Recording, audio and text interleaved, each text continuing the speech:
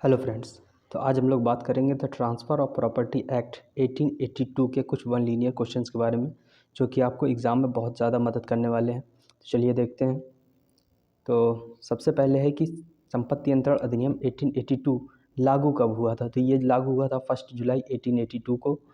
फिर इसके बाद बात करते हैं कि संपत्ति अंतरण अधिनियम में संपत्ति को कहीं भी परिभाषित नहीं किया गया है। फिर कहता है कि अचल संपत्ति अंतरण अधिनियम की धारा 3 में परिभाषित की गई है।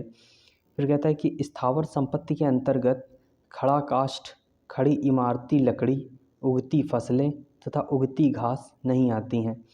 फिर कहता है कि संपत्ति अंतरण अधिनियम में संपत्ति अंतरण को धारा 5 में परिभाषित किया गया है। ठीक है। तो जैसे अचल संपत्ति को किस में परिभाषित किया गया, धारा 3 में। ठीक है। संपत्ति अंतरण को किस में परिभाषित किया गया, धारा 5 में।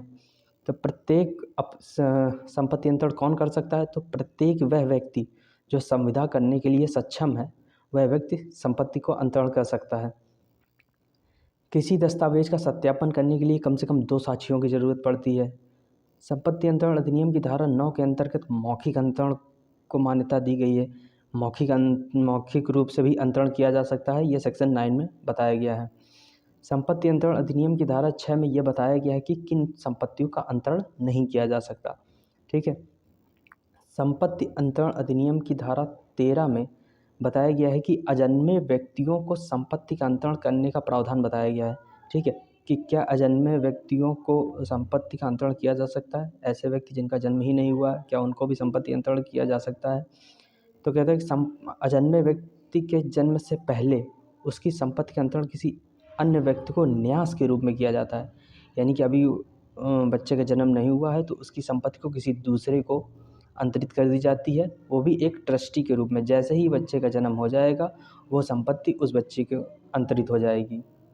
फिर कहता है संपत्ति अंतरण अधिनियम के अंतर्गत एक अवयस्क अथवा एक पर्दासीन महिला के द्वारा किया गया अंतरण शून्य होता है। अब देखिए, संपत्ति अंतरण अधिनियम जो है, संपत्ति अंतरण जो है ये संविदा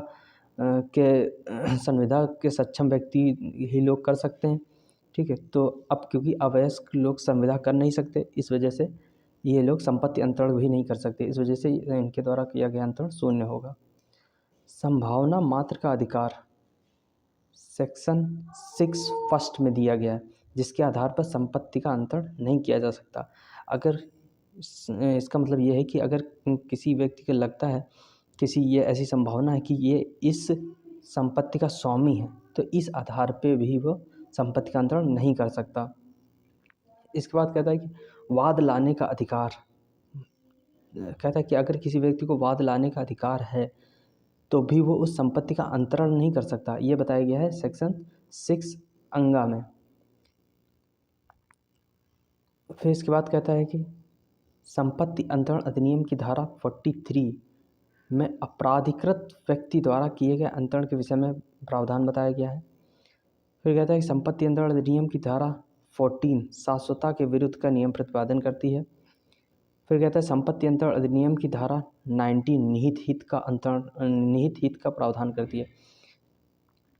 ठीक है। देखिए, अंतरण 2 टाइप से हो रहा है यहाँ पे, एक निहित हित के द्वारा, एक समाश्रित हित के द्वारा।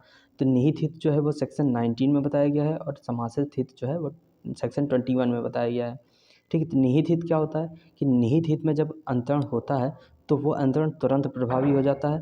और समाश्रित हित में क्या होता है कि जो विलेख होता है, जो हमारी डीड होती है, उसमें जो भी शर्तें होती हैं, जो भी घटना होनी होती है, जब वह पूरी हो जाती है या उसके पूरे होने की संभावना ही ख़त्म हो जाती है, तब जाके वह अंतरण प्रभावी होता है। संपत्ति अंतरण अधिनियम की धारा 54 विक्रय को परिभाषित करती है। कहते हैं कि संपत्ति अंतरण अधिनियम के अंतर्गत विक्रय क्या होता है, तो ये सेक्शन 54 में बताया गया है। संपत्ति को विक्रय करने के आवश्यक तत्व, अब विक्रय करने के लिए कौन कौन से आवश्यक तत्व चाहिए, तो 4 आवश्यक तत्व होते हैं। कौन कौन से? सबसे पहले पक्षकार होना चाहिए, दूसरा विषय वस्तु होनी चाहिए कि किस चीज़ को हम लोग बेच रहे हैं, फिर अंतरण और हस्तांतरण, मतलब दूसरे के हाथ में वो चीज़ें जानी चाहिए, मूल्य या प्रतिफल, यानी कि विक्रय करने के लिए प्रतिफल बहुत आवश्यक है। फिर इसके बाद बात करते हैं संपत्ति अंतरण अधिनियम की धारा 53 कपटपूर्ण अंतरण से संबंधित विधि का प्रतिपादन करती है। कहते हैं कि जो भी अंतरण कपटपूर्ण होता है उसके बारे में सेक्शन 53 में बताया गया है। फिर एक डॉक्ट्रिन है, डॉक्ट्रिन ऑफ लिस पेंडेंस। इसका अर्थ होता है वाद का न्यायालय में लंबित होना। ठीक है। फिर इसके बाद बात करते हैं संपत्ति अंतरण अधिनियम की धारा 52 में लंबित वाद के विषय में बताया गया। तो ये जो डॉक्ट्रिन है ये किस सेक्शन में बताई गई है? तो ये सेक्शन 52 में बताई गई है। ठीक है। तो ऐसे ही क्वेश्चन को देखने के लिए आप लोग हमारे चैनल को सब्सक्राइब कर लीजिए। ठीक है। हम अगले सब्जेक्ट के भी क्वेश्चन ऐसे ही डालेंगे। ठीक, धन्यवाद।